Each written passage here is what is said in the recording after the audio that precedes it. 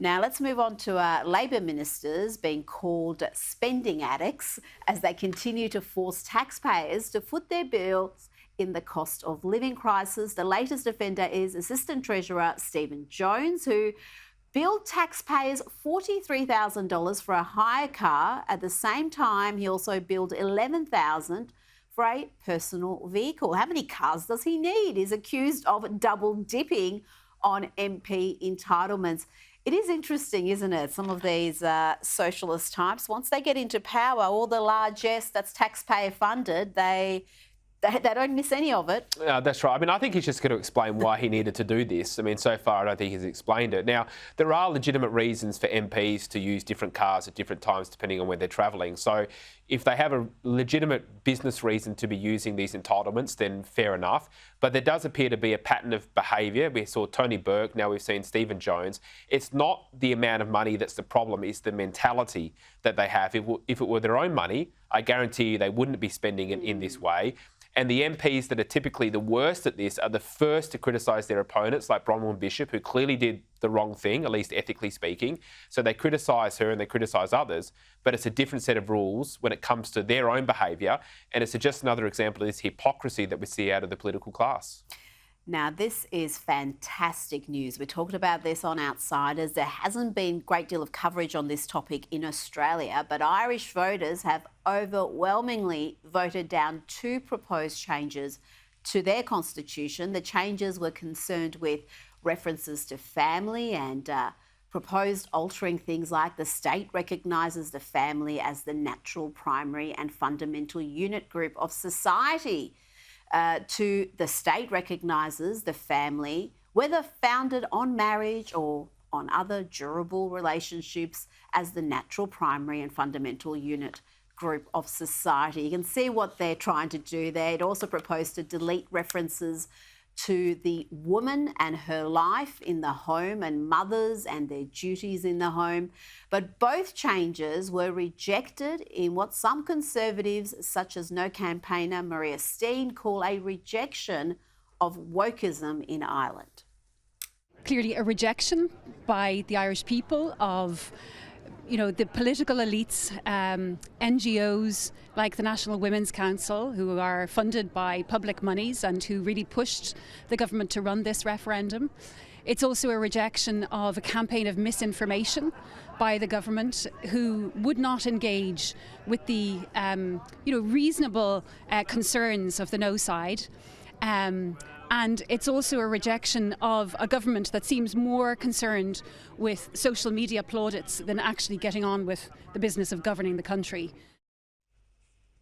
This was really quite something to see. It was reminiscent of Brexit, Trump in 2016, our own voice referendum, where you had just so many groups in one camp and they were all on the wrong side of history. You're right, those parallels are all apt and they reflect this trend in Western society of the mainstream rejecting the overtures of the political class and the elites. When you look at the opinion polling, it's fascinating. It had the no vote at 30% at the start of March, and the no vote ended up in the high 60s for one of them, in the low 70s for the other. But to me, this is really fascinating because over the last few years, Ireland has, through its constitutional referendums, altered marriage. So they have same-sex marriage. They also expanded the permissibility of abortion as well. So it's not as if they're anti-everything, but what the Irish people are saying is the political class are going too far. Yeah. And what it shows is that we are at a turning point in the Western world where when votes are put to the people, they reject identity politics and they reject wokeism and division, and this is just another example of that. But I bet you, Rita, this is another example of why the political class will probably stop putting referendums to the people, because they keep losing and they're going to try and do it anyway. That's a very good point indeed. And already the excuses are starting that the voter turnout wasn't as high as they expected, and that's why the result is looking the way that is. No, it's not. It has nothing to do with that. Now let's go to London, where the Metropolitan Police are being accused of double standards again, this time for arresting a protester who called Hamas terrorists. He had a sign that said Hamas are terrorists. He was assaulted by pro-Palestinian protesters. Let's have a look.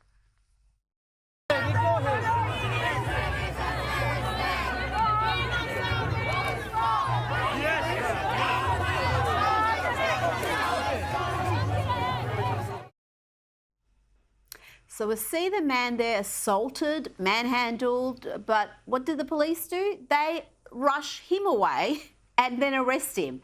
Again, the victim is the one who's treated like the criminal, not the violent mob.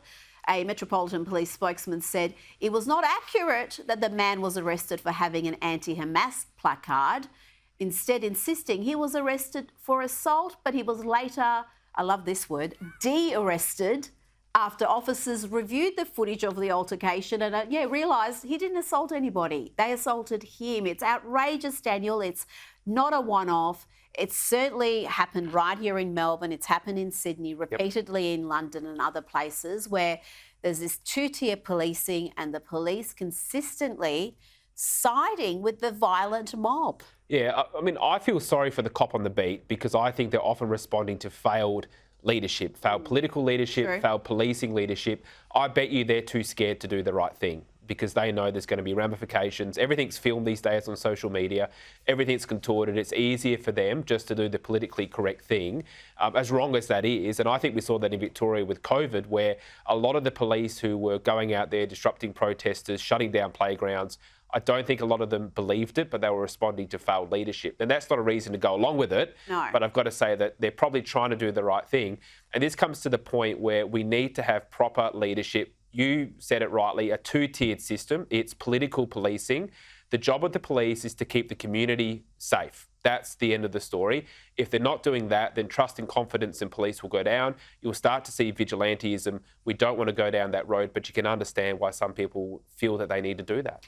Well, I think faith in the police force has been shaken through COVID and through these sort of incidents. And it's typically law-abiding citizens who are reassessing how they feel about the police, and you don't want that. Now, one of the questions I've got to ask after seeing a lot more of that footage, and there's extensive footage, is why were those protesters so upset, so enraged with the man standing there doing nothing other than holding up a sign saying Hamas are terrorists?